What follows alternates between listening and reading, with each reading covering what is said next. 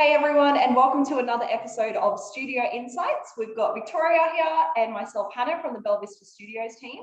In Studio Insights, it gives us an opportunity to share what we're learning with each other, to ask each other questions and learn and grow through learning what each other's doing. So we really hope that you get some value from this episode and learn through what Victoria and I are learning about. Before we get into the episode, I just wanted to share an exciting new product that we've had come out on the Creator Hub. It's 10 human-centered activities for healthcare professionals. We are super proud of it. And basically it's 10 activities that people in the healthcare industry can use to improve their practice and have better empathy for their patients. So if you know anyone in the healthcare industry or you work in the healthcare industry yourself, please check out the activities. I think it will add a lot of value to you. I'm going to put the link to the activities in the description below, so check it out. All right, so let's get into the episode. I'm going to ask the first question for you, Victoria. And it is, so you've been recently developing a course for a client, and something that was a little bit different about this, which I thought was really cool that you were able to do, is rather than developing straight from a storyboard where it told you exactly what you needed to develop for each screen, what you needed to do is you were looking at content and deciding what you were going to develop as you were developing.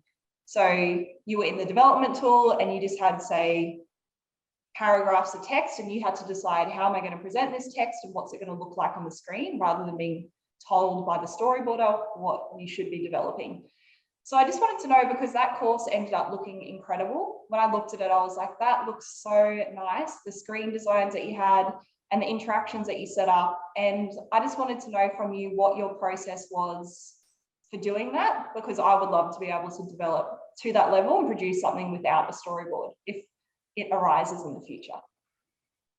Yeah. Well, to start with, I did already have some inspo that was handed over to me with the client content. So we had like a rough sort of storyboard that we weren't using anymore, but it had some ideas in it of like screenshots and things like that. And then we had some other screenshots that the team had kind of collected like throughout the life of the project, basically, of cool ideas that they'd come across that they thought would be good to use. So I did have like a little bit of a basis of like kind of how we wanted it to end up. So yeah, I had those like front of mind when I was going over the content, but I basically just like, I had to read over the content initially, and I tried to like kind of group it together roughly then, just to like try and map out how it would actually look in the dev file, because there were a few like menus and hub screens and that kind of thing. So I spent like the first probably day and a half just looking at all of that, kind of grouping things together, figuring out like what the different paths would be, how many menu screens we would need, and also looking at, we had a look and feel template developed already, so looking at that and kind of thinking how that could be adapted to suit the content that actually had to go in it. So once I had like a rough plan of how like the bigger parts of the module would work, like those, because I think there were like maybe 10 hub screens in the end, I broke it down further and went like, looked at the content that was going to go into each hub. And it was, the client content was already like sort of divided just into paragraphs for the different topics. So I'd look at each topic, see like everything that had to be included, because they had some, like there were certain activities and like interactions that they wanted to include. So I just made sure I was like familiar with what exactly had to go into it. And then I spent time on Canva, Shutterstock. What else did I use? I think about those were like the two main ones, just looking at like different templates and different layouts, just to get ideas for the different screens. Because most of them, when I looked at the content, I sort of had an idea of what I wanted to turn it into, whether it was like dot points or there were a lot of click and reveals in it as well. But yeah, I had a rough idea of like what kind of screen I wanted to create, and then I just used Canva and Shutterstock to look at different images and get different ideas that way to try and make it look a bit nicer as well. But yeah, I think it was just like looking at what, I don't know, like what the information actually was, like the easiest way to break it down. And a lot of the time it did end up being like click and reveals where each new point was like a new screen with like images or icons or something that matched what they were talking about. I don't know, that was kind of it. Yeah, that's cool. When you were planning it, you know how you said you were planning it for a day and a half, what did that look like? What did you actually do? So for that I did have like the module open. I was doing it in Storyline, so I had Storyline open, and I was going through the content and just highlighting it in different colors depending on what type of content was, and to identify where those hubs were, because you kind of need to know that like early on in the development process, otherwise you might have to do a bit of rework. And like I knew I wanted like a different scene in Storyline for each hub, so I basically just went through the document and highlighted depending on if it was like a new hub and which content related to that hub, and then I started transferring some of that information into the module just so I could like see, because obviously like just when I think it was like a 20-page document or something, like that's kind of hard to keep track of. But if I like dumped some of it into the module, I could see like this branches into that, which branches into that, and that kind of thing. So yeah, I basically put in different scenes for the different hubs from the content. If there was any like inspiration images that came to mind straight away, I just pasted those in as well. And I did start like copying and pasting some of the text from the client content into the module as well, just as like a reminder, because some of them, if I didn't have an idea, like I'd just put the text in, so I knew, I don't know, there might be 4 really text heavy screens in a row, so I know that like down the track I'd need to break that up further and it might get a bit bigger, or like I'd identify then I don't know if there was like a better way of displaying that information. And I think doing it that way as well helped make sure that there wasn't like 10 click and reveal screens in a row. If I put in like rough ideas and like with the content, I could kind of see like, oh, there's going to be like a text and image screen, then a click and reveal, then I don't know, something else, like just like, so it's not just too repetitive for the learner. Yeah, that was sort of it. That's really cool. It looks so good the way it ended up. I think I could really see, and probably like another tip for the audience, you had the look and feel. So you had an idea of what the client wanted and what their brand style was like. And I noticed that every screen you created, even though there were so many different types of screens with all different looks and feels, it all tied together. So I really like how you found images and found resources that aligned with the look and feel, but were still different, so it wasn't repetitive. So I thought, do you have a process for looking for images, or like when you're looking at templates and inspiration on Shutterstock and Canva, how did you find something that aligned with the look and feel? It honestly was just comparing whatever I found to the look and feel. So because I started developing the module from the look and feel template that we did, but I think there was 5 screens were done for the look and feel. I kept that as like its own scene in the project, just so it was like sitting right next to every screen I made. And like some screens didn't work, I would start designing something and then, I don't know, check back in a little bit and I was kind of like, oh, it's not really like matching, I guess. But yeah, I guess after a while there were like, I knew there were similar themes, and like even with choosing photos and that, like it was, the module was sort of using like some darker colors, so darker imagery kind of looked better with it. So just like little things like that helped it all be more like cohesive. But yeah, honestly, it was just like constantly having that look and feel open, and every design I did, I was like looking at them all together to see like if I slotted that slide in with that, does it all flow still? Yeah, I love it. I agree with that. I feel like if I have the look and feel and I've like put whatever I'm thinking of using against it, you can sort of tell like, does it look like it fits in with that group and that look and feel, or does it look out of place? And then you develop. Really, and I think after a while it becomes like, by the end of it I didn't really have to refer back as much because I'd done like so many screens, so it was a bit easier. But yeah, I think it helps. And I had like their website open as well, and their brand style guide. And And it was just kind of little things you'd notice, like there might be a design I liked, but there was, I don't know, like a circle, I don't know, circles in the background or something. And there might be like, I'd look at it and think, oh, there's something like not quite right about that. Like it doesn't fully match or something's, yeah, not right. And usually it would just be like one feature and like that feature doesn't exist anywhere else in the module. So like I'd know that that was what needed to be removed or what needed to be changed.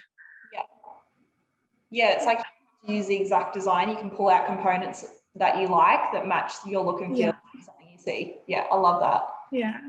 That's really cool. Cool, thanks for that.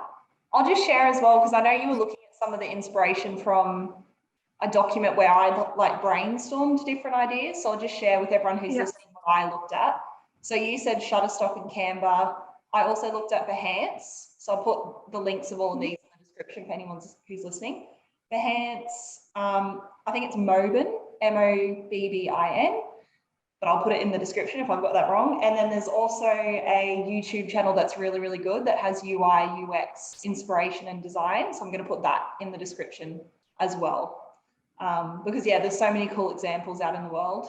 Also in our Facebook group, we always share lots of cool examples. So people will share like cool things that they've seen. And I usually look through that as well when I'm coming up for inspiration. So join our Facebook group because you'll get a lot of insight and inspiration from that. That was good. Nice work. It looks so good, the course. Thanks.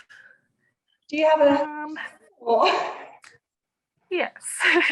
Okay. So mine is kind of similar to what your question started off as. Because for me, I actually did find it like quite tricky at first to just work from a document without a storyboard. Like I felt like it took me such a long time to, like like do that initial breakdown that I was talking about on that first like day and a half. So I wanted to know, like, because I know you've been working on a storyboard as well. Like because I imagine the process would have been kind of similar, except you're like, when you work on your storyboard, you're breaking it down from the client content and turning it into that in some form. Whereas I was turning it straight into something in like the development file. But like, what's your process when you first get all of the content that you have and you're trying to like develop that storyboard? Like just your initial, like, I guess, like when you've got to review everything and try and make some sense of it first before you can decide what you want to turn it into, basically. Yeah. Okay, so that is information mapping, I think. So like instructional design, like we say, it starts off like a funnel, like if we start wide and then we get closer and closer to the solution. And how it works is we have all of the content from the client and the content from the discovery output. So the human-centered activities we've conducted, whether it's like an empathy map or user interviews, user personas, and we match that information and the outputs to the learning objectives.